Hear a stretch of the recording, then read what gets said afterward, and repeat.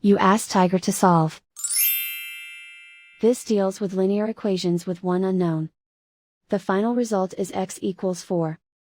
Let's solve it step by step. Group all x terms on the left side of the equation. Subtract 2x from both sides. Group like terms.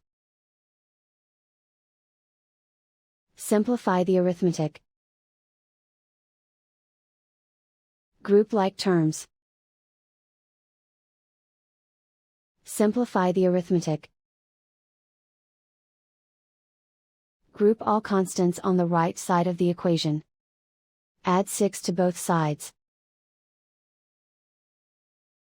Simplify the arithmetic.